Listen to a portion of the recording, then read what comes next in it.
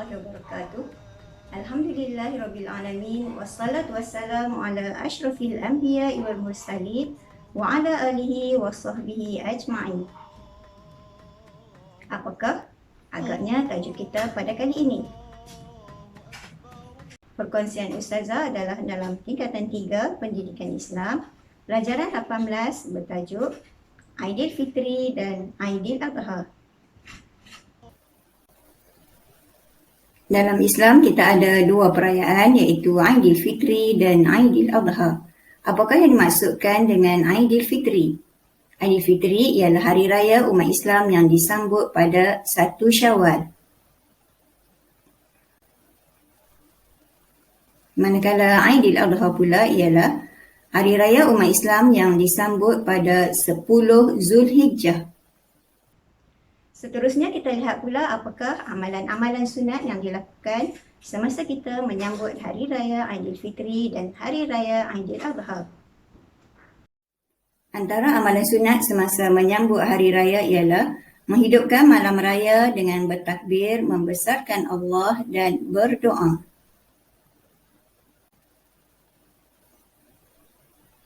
Selain daripada itu, amalan sunat semasa menyambut Hari Raya ialah mandi sunat hari raya. Kita disunatkan memakai pakaian yang terbaik, bersih dan cantik pada hari raya. Seterusnya, amalan sunat semasa menyambut hari raya ialah datang awal ke masjid. Semasa menyambut hari raya, bagi lelaki disunatkan memakai wangi-wangian ketika keluar menunaikan solat hari raya. Selain daripada itu, amalan sunat semasa menyambut hari raya ialah pergi dan balik dari tempat solat melalui jalan yang berlainan. Semasa menyambut hari raya Aidilfitri, kita disunatkan makan sedikit makanan sebelum menunaikan solat sunat hari raya. Manakala semasa menyambut hari raya Aidiladha, kita disunatkan makan selepas menunaikan solat sunat hari raya. Bagaimanakah kaifiat untuk kita melakukan solat sunat hari raya? Sama ada solat sunat hari raya Aidilfitri ataupun solat sunat hari raya Aidiladha. Kaifiat solat sunat hari raya meliputi niat, takbiratul ihram, membaca surah Al-Fatihah dan menyempurnakan rukun-rukun yang lain sehingga memberi salam. Kita lihat dulu yang pertama, niat. Usalli sunnata Aidilfitri rak'ataini imaman lillahi ta'ala. Sahaja aku menunaikan solat sunat Aidilfitri 2 rakaat menjadi imam kerana Allah Ta'ala. Jika kita menjadi makmum pula, niatnya usalli sunnata Aidilfitri rak'ataini makmuman lillahi ta'ala. Sahaja aku menunaikan solat sunat Aidilfitri 2 rakaat menjadi makmum kerana Allah Ta'ala. Jika kita ingin menunaikan solat sunat Aidiladha, niatnya usalli sunnata Aidiladha rak'ataini imaman lillahi ta'ala. Sahaja aku menunaikan solat sunat Aidiladha 2 rakaat menjadi imam kerana Allah Ta'ala. Sekiranya kita menjadi makmum, niatnya usalli sunnata Aidiladha rak'ataini makmuman lillahi ta'ala. Sahaja aku menunaikan solat sunat Aidiladha 2 rakaat menjadi makmum kerana Allah Ta'ala. Takbiratul ihram disertakan dengan niat tadi. Pada rakaat yang pertama, disunatkan membaca doa iftitah dan bertakbir sebanyak 7 kali. Setiap takbir dipisahkan dengan bacaan tasbih. Pada rakaat kedua pula, kita dikehendaki bertakbir sebanyak 5 kali. Setiap takbir dipisahkan dengan bacaan tasbih sebanyak 4 kali. Hukum bertakbir sebanyak 7 kali pada rakaat pertama dan 5 kali pada rakaat kedua adalah sunat. Jika tertinggal, masih sah lagi solat tersebut.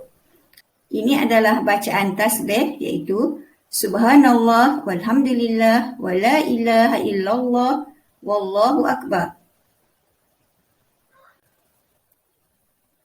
Selepas bertakbir sebanyak 7 kali dan diselangi dengan tasbih sebanyak 6 kali, kita hendaklah membaca surah Al-Fatihah pada rakaat pertama, kemudian disunatkan membaca surah Al-A'la ataupun surah-surah lain. Pada rakaat kedua pula, setelah kita bertakbir sebanyak 5 kali dan diselangi dengan tasbih sebanyak 4 kali, kita hendaklah membaca surah Al-Fatihah. Kemudian disunatkan membaca surah Al-Ghashiyah ataupun surah-surah lain. Seterusnya, kita hendaklah menyempurnakan rukun-rukun yang lain sehingga memberi salam, seperti rukuk, sujud, i'tidal, tahiyat dan sebagainya. Seterusnya kita lihat pula kaifiat khutbah hari raya.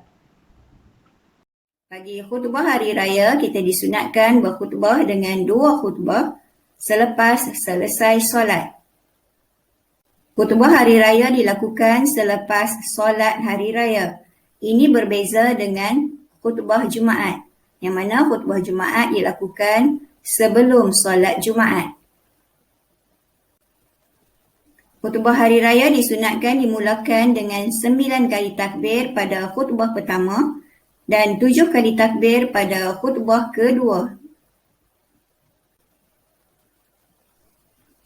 Seterusnya, menunaikan rukun-rukun khutbah.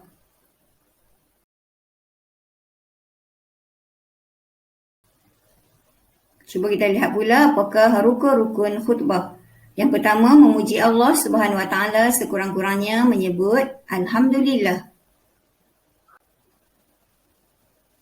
Rukun khutbah yang kedua ialah berselawat ke atas Nabi sallallahu alaihi wasallam.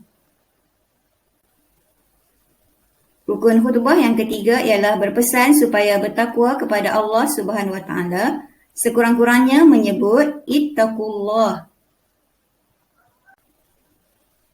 Rukun khutbah seterusnya ialah membaca sekurang-kurangnya 1 ayat daripada Al-Quran pada salah satu daripada 2 khutbah.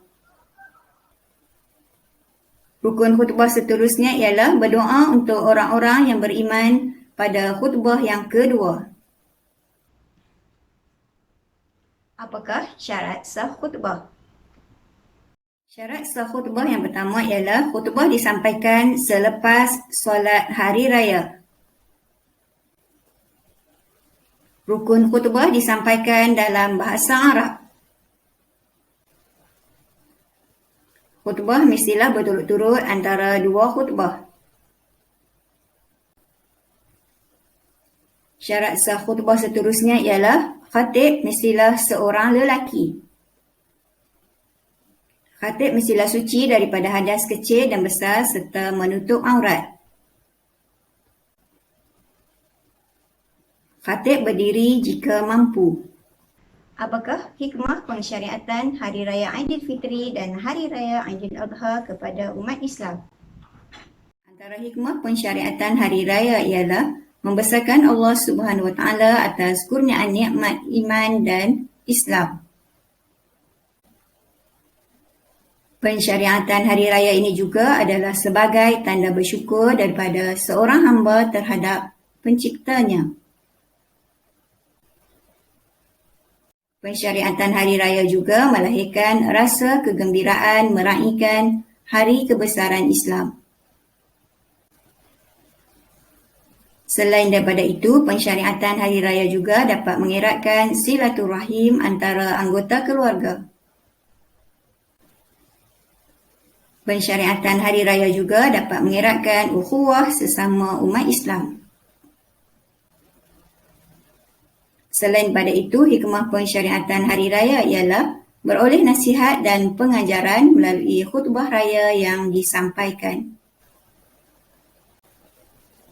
Setelah mempelajari tajuk ini, cuba belajar nyatakan maksud solat sunat Aidilfitri. Kedua, senaraikan dua amalan yang disunatkan semasa menyambut hari raya. Ketiga, terangkan dua rukun khutbah. Keempat, jelaskan dua syarat sah khutbah.